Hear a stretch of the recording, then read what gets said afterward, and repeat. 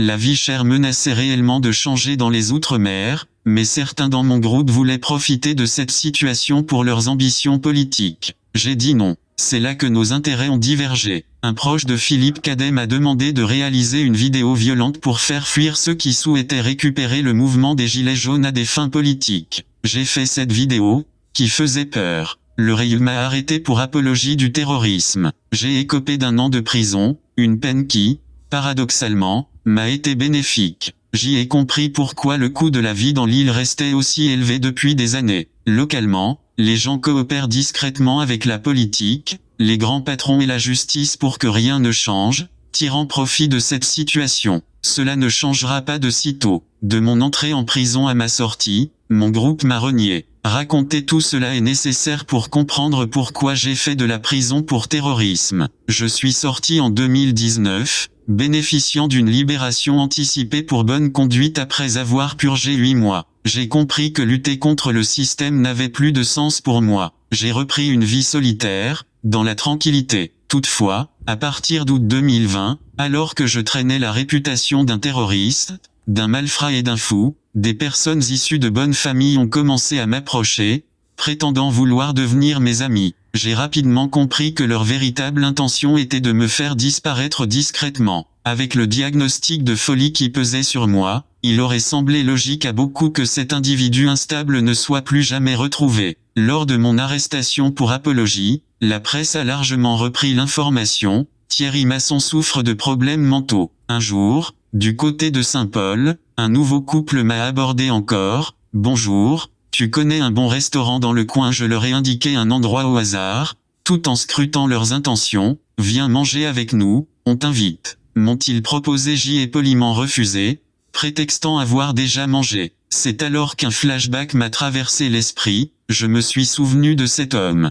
Je l'avais aperçu une fois, à l'arrière d'un bus à l'arrêt près de la mairie de la Possession. Il avait interpellé un délinquant dans le bus, sans me voir, moi qui étais caché au fond du véhicule. Mais pourquoi les gendarmes de la Possession voulaient-ils me faire disparaître discrètement? Quel lien pouvais-je bien avoir avec eux? Un flashback me revient alors, remontant à quelques semaines avant cet événement. Je rentrais d'un footing et montais la cage d'escalier quand un homme d'une 50aine d'années, de type caucasien, m'a croisé. Il faisait du porte-à-porte, mais son regard m'a glacé le sang. Une étrange lueur dans ses yeux m'a immédiatement mis mal à l'aise. Je suis entré chez moi, et quelques instants plus tard, on a sonné à ma porte. C'était lui, tenant un prospectus, il rachetait de l'or. Son regard s'est de nouveau illuminé, comme s'il venait de faire une découverte. J'ai cru qu'il m'avait reconnu à cause des articles de presse qui m'avaient médiatisé. Je lui ai dit, sans trop y penser, « Ok, au cas où, je vous passerai un coup de fil. »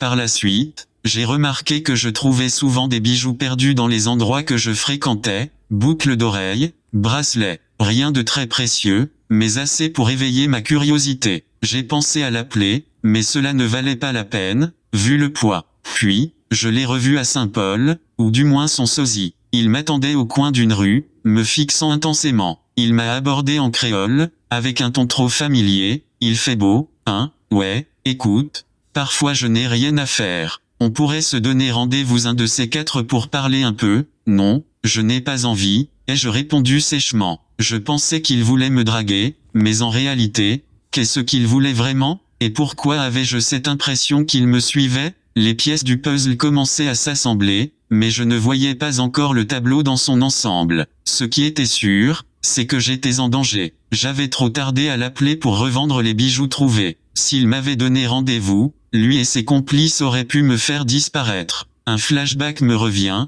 remontant à quelques semaines avant mes déclarations publiques en 2020. J'étais dans les cars jaunes, l'équivalent local du RER, lorsqu'un homme a attiré mon attention. Monsieur Zoret, un individu blanc, trapu mesurant moins de 1,76 mètres, portait une valise vide qui produisait un bruit creux, tout en feignant de peiner sous son poids. Sa démarche, presque militaire, m'a immédiatement mis la puce à l'oreille. Le lendemain, il était de nouveau là, avec sa valise vide, prenant le même bus que moi. J'ai alors décidé de changer d'horaire pour éviter sa présence, mais Monsieur Zoret est revenu, reproduisant les mêmes gestes suspects. Il est apparu une fois encore, le jour de mon départ pour Saint-Paul, toujours avec sa valise vide. Puis, le 18 août 2020, j'ai fait mes déclarations publiques dans l'affaire Mathieu Kézergue. Après cela, je n'ai plus jamais revu Monsieur Zoret, mais j'avais compris son jeu. Les mois ont passé, j'ai continué à faire mes déclarations, mais les forces de l'ordre ont simplement ignoré mes lettres recommandées. Pendant un temps, j'ai cru en la force de la vérité. Je n'étais pas découragé, même si un certain flottement s'était installé dans l'affaire. Puis, un jour, la femme de Zoret, celle qui m'avait arrêté le 17 janvier 2017 et fait interner en asile, m'a croisé à vélo, accompagnée de ses 2 jeunes enfants blonds et de son mari. Elle m'a lancé un sourire narquois,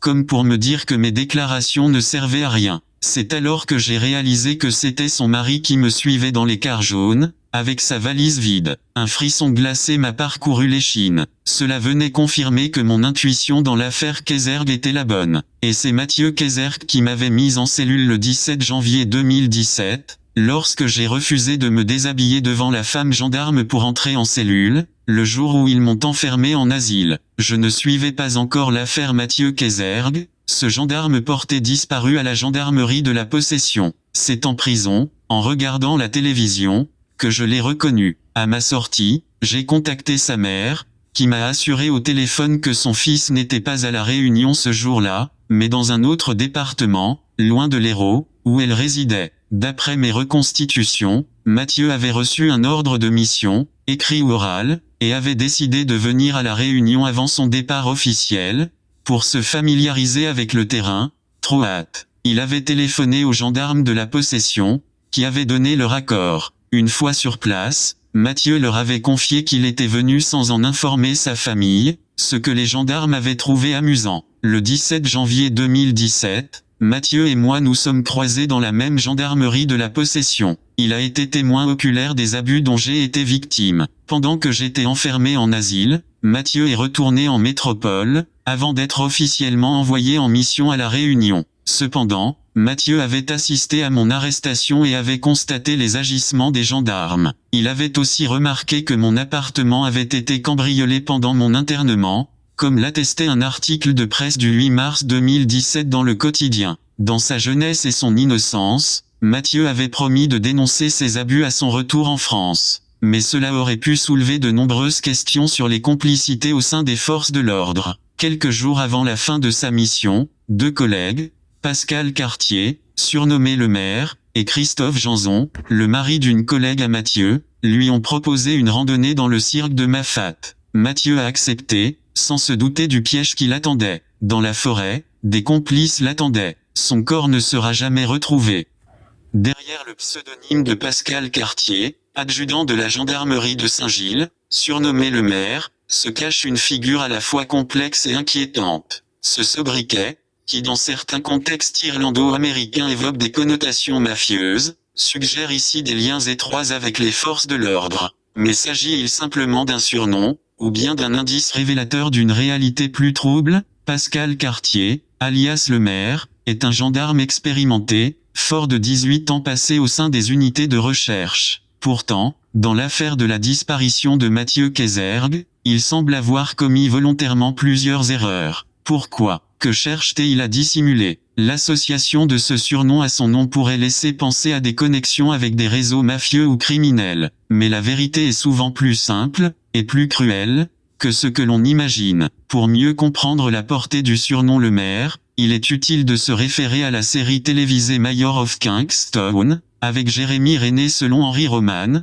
l'oncle de Mathieu Kézergue, quelques jours avant la randonnée tragique. Mathieu s'est fait voler son smartphone dans un bar alors qu'il était en compagnie de plusieurs collègues. Un autre collègue connaissait un vendeur de téléphone situé juste en face du bar. Ce vendeur a prêté à Mathieu un téléphone bas de gamme, un Wiko,